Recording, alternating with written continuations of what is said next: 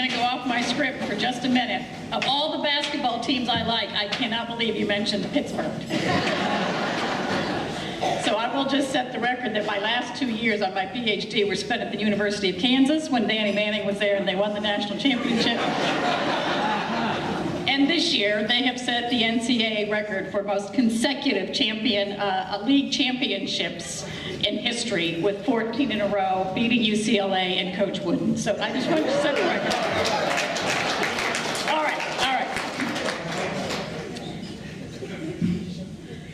But truly, to be associated with anything related to Brother Ray Fitz is the greatest honor I could ever receive.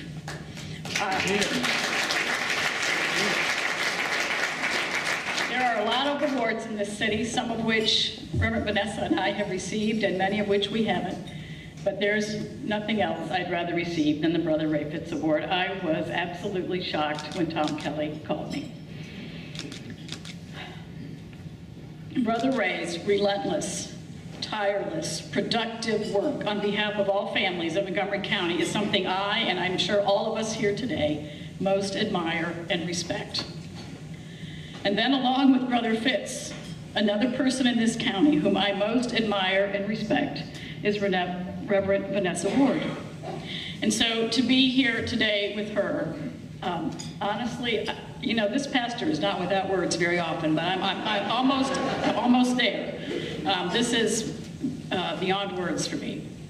Reverend Vanessa is a friend, a close colleague, and a mentor to me. To the point, some of you know that I went through cancer treatments a year or two ago, and before my first chemo treatment, I wasn't sure how that would go and whether I'd be able to preach the next Sunday. I don't stop working for much, but I wasn't sure. And so I called on Reverend Vanessa in that moment and said, would you please prepare to preach for me that Sunday, because I don't know if I can do it. And I did feel well, and I was able to be there, but Vanessa preached, and that's the level of friendship and collegiality that we share. So for us to be nominated separately and get this together is really absolutely amazing. Our shared passions, Reverend Vanessa and I, our shared passions relative to public education, particularly in the city, and more generally to the welfare of children and families, bonds us together in spirit and brings us together very often in our work. To Judge Walter Rice, who nominated me, and to this mystery team of judges who chose me, I extend my absolute sincere gratitude. I believe that each person is a beloved child of God. Each person is created in the image of God to be God's image in this world. Before Jesus Christ walked this earth, and before Abraham was called by God to go and bring forth a new nation, humanity, all of humanity, was created in God's image. Each of us shows forth a piece of the divine. And we need each and every one of us fully blossoming to begin to get a comprehensive picture of all that's good. Each person has gifts and abilities, each person has needs and shortcomings, and it's when each person is included and valued that we help complete one another. These ideas are at the core of my work. I was blessed from the beginning with a family that loved and nurtured me, with parents who have encouraged and supported me and my siblings all along the way. My parents, I'm so thrilled, could be here today, Gerald and Joyce Hawk from Shelby, Ohio, and my brother, Scott, and his wife, Gina, from Columbus area. I have another brother in Seattle who could not get in for this event, and a sister who's a math teacher, imagine that, and didn't get the day off today to be here with us. But our parents have encouraged us, and a big part of that was making it possible for each of us to go to college, first-generation college students, my siblings and I. It is the amazing experiences of education that I have had throughout my life that have made all the difference for me, and why I believe that's so important for everyone. New experiences, new learnings, and new ideas. As Judge Rice mentioned, I did start my career as a math professor at Birmingham Southern College and at UNC Asheville. While I was at UNC Asheville, I moved into more administrative positions and did a lot of work bringing together faculty and staff and students and administration to work together. And my experience in that showed me, we all have very different ideas because of the experiences we have. We were all on the same campus, but we viewed things so differently because we were seeing it from our own little pocket. And anything we could do to bring us together for a common cause made a huge difference. And I started to realize that might make a difference outside of a campus setting. At the same time, my then husband and I had adopted children, Catherine, Kevin, and Keith, each as infants, and they're each here today. I'm so thrilled. Catherine, Kevin, and Keith are here. And I began working across cultures in the community. And it's all those things that came together at one time that said, Sherry, maybe you ought to do this in a different way, from a different pulpit, shall we say. And that was my call to pastoral ministry. I came to Dayton originally to go to United Theological Seminary. That's what brought me here. And I was definitely feeling a call to urban ministry, and I had to do an internship my first year. And so I went into the office for internship at United, and I said, I want to be urban. Don't send me to one of those suburbs. Tell me some. And they said, you should go see Dr. Walker, Pastor. Go down to Wesley Center and see Dr. Walker. And that is what I did. And that was my first internship. And that's when I started working with children and families in Montgomery County, because I helped with the after-school program at Wesley Community Center. Dr. Walker has continued to be an amazing mentor for me through all of these years. His wife is here with him also. She's been a part of my support system, and I give thanks for them. When I came back after being in Over the Rhine and came back to Dayton, I went on the board at Wesley Community Center right away, and that was the beginning of an even closer relationship between Wesley Community Center and Grace Church. So I did spend a little bit of time. So after Wesley and my time at United, my first appointment was in Over the Rhine in downtown Cincinnati, and I'll never forget Dr. Walker looking me in the eye when I got that call from the bishop to go to Over the Rhine. Over the Rhine was a little different 15 years ago, folks. And Dr. Walker looked at me and he said, Sherry, you need to be careful what you pray for. And then the next thing he said was, you'll do just fine. Just love them, Sherry. Just love on them. Great words that I have continued to carry with me. When I was called to come back here to Grace Church, I had served one of my internships in seminary at Grace Church as a student associate, working with youth and children at Grace. I came back to Grace Church, and again, I was on the board at Wesley, and I'm going to tell you, I was sitting in Dr. Walker's office one day, and he took a phone call, and guess who was on the other end? Judge Rice. Judge Rice was then just beginning to form this faith leaders group relative to reentry in the county of Montgomery County. And he was inviting Dr. Walker to be a part of that. And Dr. Walker said, sure, and there's somebody else sitting here in my office I think we ought to include also. And that's how I met Judge Rice. And that's how my work in reentry got started. And it has been a pleasure for me to work with Judge Rice and Commissioner Lieberman in their amazing efforts in this county for reentry and for returning citizens. My own experiences with incarcerated persons, with returning citizens, with persons who in any way have been touched by our justice system, leads me to continue fighting for access to opportunities for all persons, opportunities for new and abundant life that is for all of us.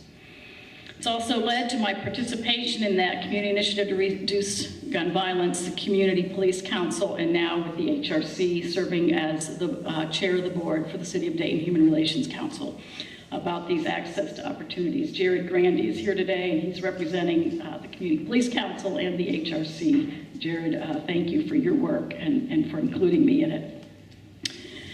Grace Church has been and continues to be a wonderful place for me to be in ministry. It's a wonderful people with whom to be in ministry in this community. Our mission is loving God, loving neighbor, and living in community. the freedom that Grace Church has given me to be involved in the community while they are helping to provide support for all the ministries in the church is absolutely amazing. Children and youth ministries have always been a high priority at Grace Church, and so I didn't make that happen there. That was already the case when I came there, and I have been thrilled to help continue that. And we have had great leaders. We currently have leading our youth ministry team, Sean Walton, who is here. Thank you. And leading our children's ministry team, our Marcia Bird. These are our staff persons, but we also have chairing our teams, Jennifer Davis with our children, and Hope Grandy with our youth, and we're thankful for their volunteering. Very interesting that some of the leaders in many of our ministries at Grace have come out of people who have been working with children and youth. So relative to children's ministry, Amelia has been both a staff person and a volunteer in children's ministry, Amelia Boomershine, and she's now leading our ministries, some ministries that we have in the jails and in the Montgomery County Jail and in DCI with women, teaching them biblical stories and teaching them to learn them by heart and make them a part of who they are. Roberta Long, yes, thank you, Amelia. Yes. Roberta Longfellow was a previous chair of the children's ministries team, and now she is leading our Dayton Cooks efforts, and Chef Thomas is here today. Chef Thomas is helping to lead this program, which is amazing. It is a culinary arts training program right at Grace Church in conjunction with Wesley Community Center, and Yvette is here. In conjunction with them, we are training people for positions, and we just had another local restaurant owner come in yesterday, opening a new restaurant, looking for people. It's beautiful. It's fabulous. We're putting people to work. They're providing for their families. And every day, the same students who are learning how to provide for themselves and their families are feeding 385 now children primarily in our West Dayton communities every day after school.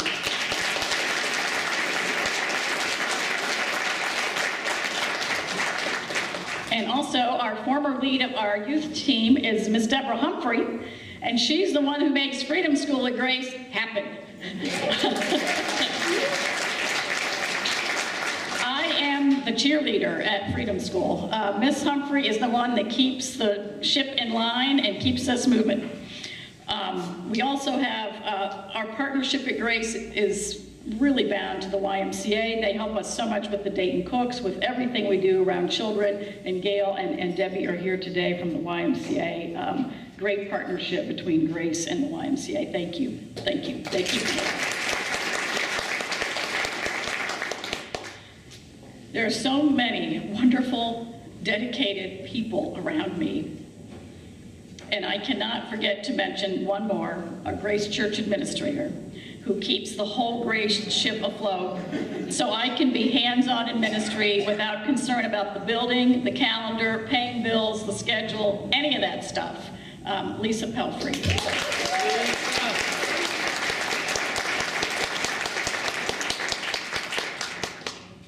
It truly takes a village. We are each God's beloved. We are each an integral part of the ongoing work of perfecting the creation. And to that point, what's next? What about our county and our city? We've got open positions and elected officials and staff. We need an HRC executive director. We've got a great interim. We're posting the position. Folks, there's all kinds of opportunity for new ideas and ongoing growth in our city and in our county. And what about our Northwest Dayton community, where Reverend Vanessa and I both center our efforts?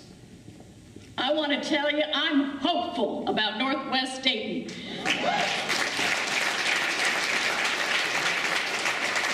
My head is not in the sand. I do read the paper. I do go to community meetings. And yes, I am hopeful.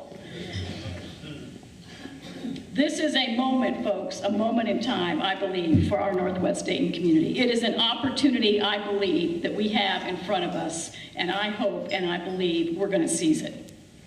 Omega Church and the Hope Center will bring access and opportunities for families with various social services and education, and I'm sure Reverend Vanessa is going to say more about that. But what a wonderful asset for our Northwest Dayton community.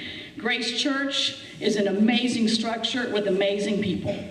We have a new leadership team looking at the many possibilities for how that space might be used as an even greater asset in our community. Our sanctuary for worship and concerts, a formal parlor, a gymnasium, a kitchen, catering available, you name it. I think most of the leadership team is here. We have a new leadership structure in place. Lead team, would you just stand? I just want people to know who you are, because if you got ideas about Grace Church and our community, you talk to these people.